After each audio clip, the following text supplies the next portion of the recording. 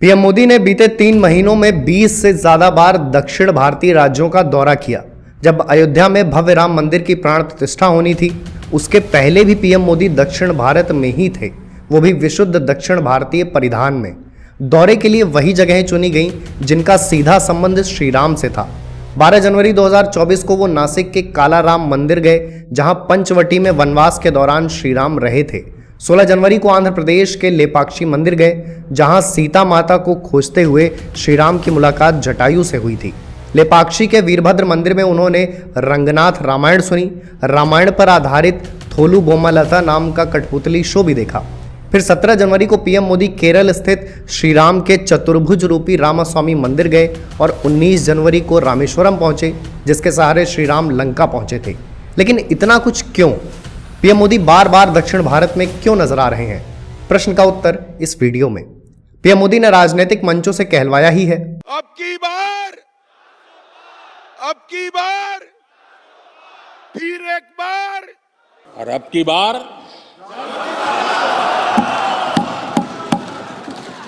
पूरा देश कह रहा है, अब की बार खड़गे जी भी कह रहे हैं। 400 बड़ा नंबर है, इतना बड़ा कि किसी करिश्मे से कम नहीं है। ऐसे करिश्मे को हकीकत का अमली जामा पहनाने के लिए जरूरी है कि भाजपा 2024 के लोकसभा चुनावों में दक्षिण भारतीय राज्यों में अच्छा प्रदर्शन करे। पूरे दक्षिण भारत में कुल 132 लोकसभा सीट्स हैं। जब तक भाजपा इसमें से 40 या 50% सीट्स हासिल नहीं करती, तब तक अब की बार 400 पार असंभव है। पीएम मोदी की सारी कवायद, सारी भागदौड़, सभी दर्शन और सभी दौरे 400 का जादुई नंबर हासिल करने के लिए ही हैं। पहली बार लोकसभा चुनावों में भाजपा ने तमिलनाडु, केरल, आंध्र प्रदेश, तेलंगाना और कर्नाटक को प्राथमिकता पर रखा है। भाजपा के लिए इन राज्यों की अहमियत ऐसे ही समझी जा सकती है कि 2019 के लोकसभा चुनावों में तमिलनाडु, केरल और आंध्र प्रदेश में भाजपा को एक भी सीट नसीब नहीं हुई थी। वहीं उत्तर भारत में भाजपा अपना बेस्ट दे चुकी है। अब उसका जितना हासिल है सब दक्षिण भारत में ही है। ज्यादा पुरानी बात नहीं है। मार्च 2024 में पीएम मोदी ने दक्षिण भारतीय राज्यों का 5 दिवसीय दौरा किया। रैली और रोड शोज के लिए तमिलनाडु में उन्होंने नॉन मेट्रो सिटीज का चुनाव किया। ये ऐसे इलाके थे जो भाजपा का परंपरागत वोट बैंक नहीं है और यहाँ डीएमके पावर में है, जिससे भाजपा की सीधी लड़ाई है। द्रविड़ मुनेत्र कड़गम शॉर्ट में डीएमके तमिलनाडु की मुख्य पार्टी है और फिलहाल सत्ता में है। इसके नेता एमके स्टालिन तमिलनाडु के सीएम हैं। कर्नाटक में पीएम मोदी का दौरा शिवमोगा और कलबुर्गी में हुआ। शिवमोगा कर्नाटक के पूर्व सीएम येदुरप्पा का गृह क्षेत्र है। तेलंगाना में पीएम मोदी की रैली और रोड शो नगर कुर्नूल और जगतियाल में हुई। यहाँ बीआरएस लगभग 10 साल सत्ता में थी। केसीआर इस पार्टी के अध्यक्ष और प्रदेश के मुख्यमंत्री थे। अब कांग्रेस की सरकार है। केरल में पीएम मोदी का रोड शो पलक्कड़ में हुआ था। जो केरल की राजनीतिक समझते हैं वो जानते हैं कि पलक्कड़ जैसे शहर राजनीतिक हत्याओं के अखाड़े बन चुके हैं, जिसमें किसी भी पार्टी का कार्यकर्ता कभी भी सियासी हिंसा की भेंट चढ़ सकता है।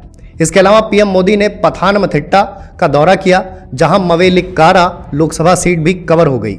जाते जाते पीएम मोदी कह गए कि दक्षिण भारत में कमल खिलने वाला है। भाजपा की हिटलिस्ट में तमिलनाडु पहला राज्य है। उसकी वजहें भी हैं। यहां भाजपा का प्रदर्शन औसत से नीचे ही रहा है। 2014 के लोकसभा चुनाव में भाजपा को 5% वोट के साथ सिर्फ एक सीट नसीब हुई थी। 2019 के लोकसभा चुनाव में 3.5% वोट शेयर के साथ एक भी सीट नसीब नहीं हुई। लेकिन 2021 के तमिलनाडु विधानसभा चुनाव में ये नंबर्स थोड़ा सुधरे। 4.5% वोट शेयर के साथ भाजपा ने कुल 234 सीट्स में 4 विधानसभा सीट पर जीत दर्ज की। 2022 के शहरी निकाय चुनाव में भाजपा वोट शेयर के मामले में तीसरी सबसे बड़ी पार्टी बनकर उभरी। यानी समय के साथ भाजपा ने तमिलनाडु में प्रदर्शन बेहतर किया। 2024 के लोकसभा चुनाव में भाजपा ने 20 सीट्स पर उम्मीदवार उतारने का ऐलान किया है। सब कुछ सही रहने पर इस बार पूरी संभावना है कि तमिलनाडु में भाजपा का वोट शेयर पहली बार डबल डिजिट में हो सकता है।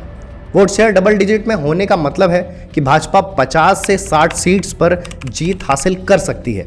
जिस तरह से पीएम मोदी ने तमिलनाडु में जनसभाएं और मंदिरों में दर्शन किया है, उससे यह जरूर पता चलता है कि वो साउथ के कैंपेन में पर्सनली इन्वेस्टेड हैं। पीएम मोदी ने अपने भाषणों में तमिल प्राइड और तमिल भाषा पर भी उतना ही जोर दिया है।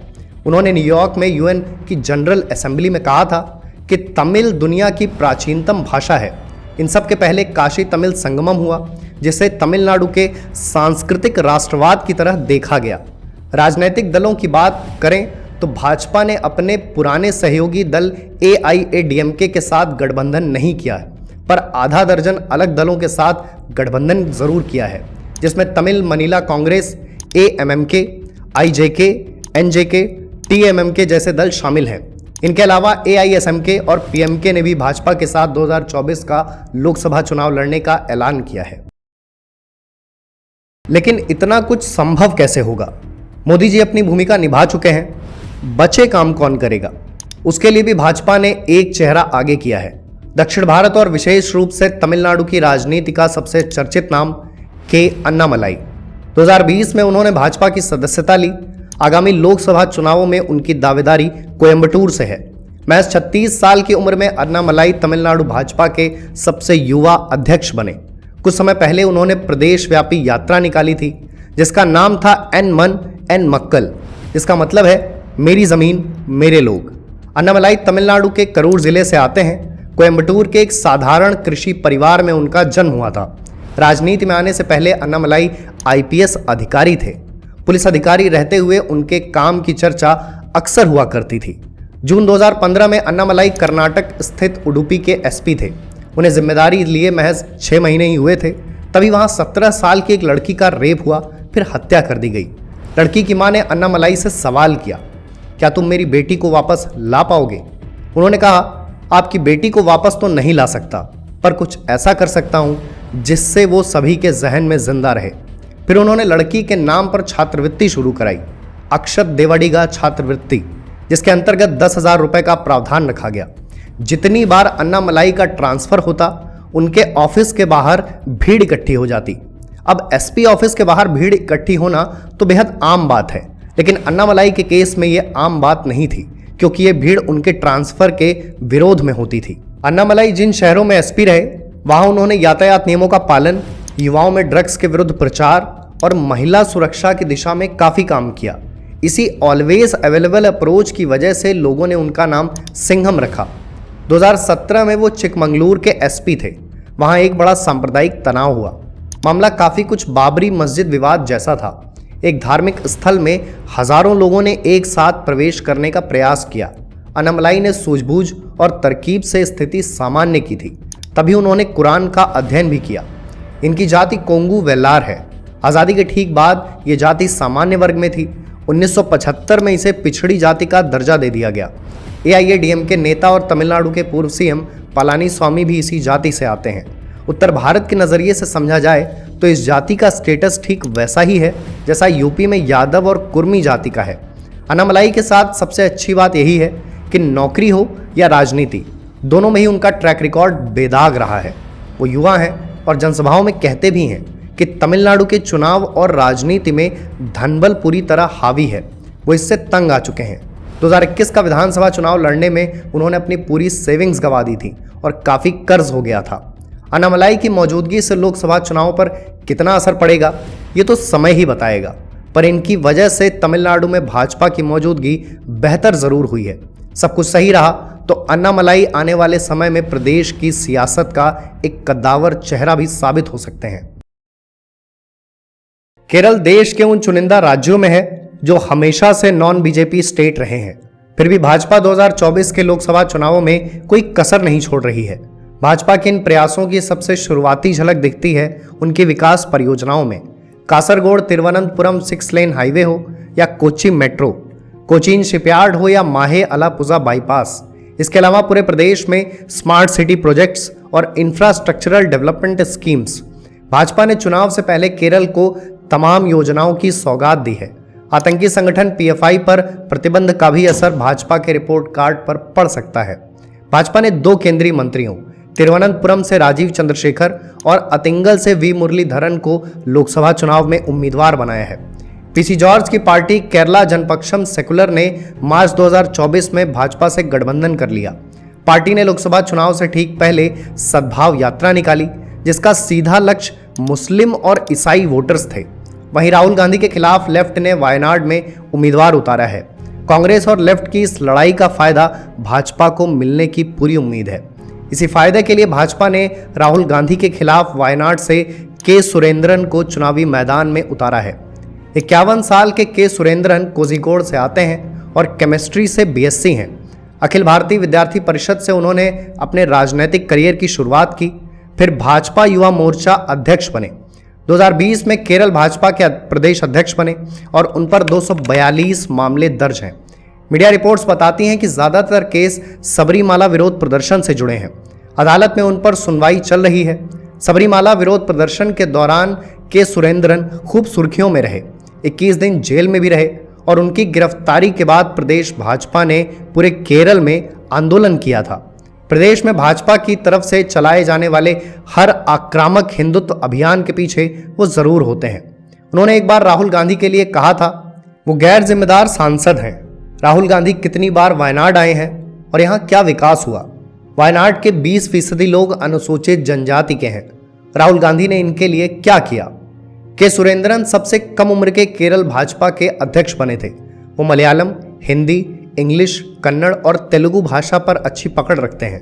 भाजपा के लिए केरल की सत्ता का रास्ता भले आसान न हो, लेकिन पार्टी ने जो आक्रामक तरीका अपनाया है उससे राज्य में पार्टी की मजबूती जरूर सुनिश्चित होती है। आंध्र प्रदेश ऐसा राज्य है जहां भाजपा के पास हासिल करने के लिए बहुत कुछ है। लोकसभा से लेकर विधानसभा तक यहां भाजपा हर चुनाव के लिए गठबंधन कर चुकी है। चंद्रबाबू नायडू की टीडीपी और नेता बने अभिनेता पवन कल्याण की जनसेना भाजपा के साथ चुनाव लड़ेगी। राज्य की राजनीति में 2 राजनीतिक दल प्रमुख हैं, टीडीपी और वाईएसआर कांग्रेस। दोनों का आंध्र प्रदेश में अच्छा भला जनाधार है। पवन कल्याण भले अभिनेता हैं, पर 2024 के लोकसभा चुनाव उनके आगामी राजनीतिक करियर के लिए निर्णायक साबित हो सकते हैं। पवन कल्याण तेलुगु फिल्म इंडस्ट्री के मशहूर अभिनेता हैं, लेकिन देश भर में पसंद किए और पहचाने जाते हैं। शुद्ध शाकाहारी हैं और कराटे में ब्लैक बेल्ट हैं। 2008 से राज्य की राजनीति में सक्रिय हैं। काफ़ी समय तक उन्होंने अपने बड़े भाई और मशहूर अभिनेता चिरंजीवी की पार्टी के लिए काम किया था। जब उस पार्टी का कांग्रेस में विलय हो गया, तब उन्होंने 2014 में अपनी पार्टी बनाई, जिसे फिलहाल लोग जनसेना के नाम से जानते हैं। उन्होंने कांग्रेस हटाओ देश बचाओ का नारा भी दिया था। 2020 में भाजपा के साथ गठबंधन किया।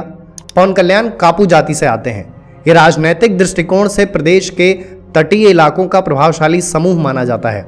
असरदार होने के बावजूद ये राज्य की 2 समृद्ध जातियों से पीछे है, कम्मा और रेड्डी। इसके चलते कापू जाति के लोगों में धारणा है कि उनकी अनदेखी हुई है। इस जाति का नेता डिप्टी सीएम तो बना है, पर सीएम कभी नहीं बना। पवन कल्याण देश में कितने लोकप्रिय हैं उसका अंदाज़ा इस बात से लगाया जा सकता है कि 2014 लोकसभा चुनाव के दौरान सबसे ज़्यादा सर्च किए जाने वाले भारतीय सेलिब्रिटी नेता थे। राजनीतिक मंचों पर भी पवन कल्याण और पीएम मोदी के बीच बातचीत और अच्छी बॉन्डिंग के वीडियोस भी देखे जा सकते हैं। ऐसे में पवन कल्याण के होने से भाजपा का प्रदर्शन बेहतर होने की उम्मीद की जा सकती है। ऐसा राज्य जिसे दक्षिण भारत का द्वार कहा जाता है। तेलंगाना में कुल 17 लोकसभा सीट्स हैं और अब तक के तौर तरीके से समझ आता है कि भाजपा 30 से 35% वोट शेयर के साथ 10 से 12 सीट्स पर जीत हासिल करने की योजना के साथ आगे बढ़ रही है। भारत राष्ट्र समिति शॉर्ट में बीआरएस ने लगभग 1 दशक तक तेलंगाना पर राज किया, फिर बीते साल सत्ता से बाहर हो गई। ऐसे में वो पहले ही बैकफुट पर है। इसका एक और कारण है, बीआरएस के मुखिया और पूर्व मुख्यमंत्री केसीआर की बेटी के कविता को दिल्ली शराब घोटाले के सिलसिले में गिरफ्तार किया गया था। ऐसे में 2024 के लोकसभा चुनाव की लड़ाई भाजपा बनाम कांग्रेस हो जाती है। रेवंत रेड्डी की अगुवाई में कांग्रेस ने विधानसभा चुनावों में जीत दर्ज की और सरकार बनाई। वहीं भाजपा यहां राम मंदिर के सहारे ही आगे बढ़ेगी। उसकी भी मजबूत वजह है। तेलंगाना सीएम रेवंत रेड्डी मोदी जी को अपना बड़ा भाई मानते हैं और पीएम मोदी के गुजरात मॉडल की तारीफ भी करते हैं। ये तेलंगाना के सीएम की राजनीतिक शुचिता तो दिखाता है, पर भाजपा के आइडियोलॉजिकल स्टैंड को काफ़ी पुख्ता करता है कि विरोधी भी मानते हैं कि मोदी जी ने जो कहा वो किया। तेलंगाना में भाजपा के पास अच्छा भला संगठन तो है, पर चेहरा नहीं है। ये चेहरा नजर आता है हैदराबाद में। पेशे से डॉक्टर, भरतनाट्यम में पारंगत, गौशाला संचालक और हिंदुत्व की लेक्चरर।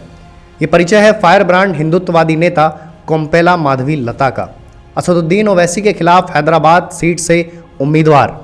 माधवी लता लगभग साल भर से पुराने हैदराबाद में ओवैसी के खिलाफ डटी हैं। भरतनाट्यम नृत्य में पारंगत हैं, एनसीसी कैडेट हैं, हेल्थ केयर और शिक्षा के क्षेत्र में उन्होंने काफ़ी काम भी किया है। इनका वरेंची नाम का अस्पताल है, इसी में ये चेयरपर्सन भी हैं। माधवी लता पॉलिटिकल साइंस में एमए हैं और गौशाला भी चलाती हैं। इन्होंने हैदराबाद में 3 तलाक के विरोध में एक अभियान भी चलाया और बेसहारा मुस्लिम महिलाओं के लिए एक कोष भी बनाया है। लिहाजा मुस्लिम महिलाओं के बीच काफ़ी लोकप्रिय भी हैं। अक्सर स्कूल और कॉलेजेस में हिंदुत्व और संस्कृति पर भाषण भी देती हैं। सबसे हैरानी की बात यह कि माधवी लता की कोई राजनीतिक पृष्ठभूमि नहीं है। हैदराबाद के चुनावी इतिहास में पहली बार ओवैसी के सामने एक महिला प्रत्याशी होगी। तो ये था आगामी लोकसभा चुनाव में भारतीय जनता पार्टी का इलेक्टोरल रोड मैप। जैसा कि पहले कहा कि दक्षिण भारत में भाजपा के पास खोने के लिए कुछ नहीं है और पाने के लिए सब कुछ है।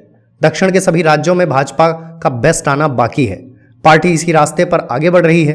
नतीजों के बाद एक और बात पर फिर से मुहर लगेगी। भाजपा भले कुछ जानती हो या नहीं, पर चुनाव लड़ना बखूबी जानती है।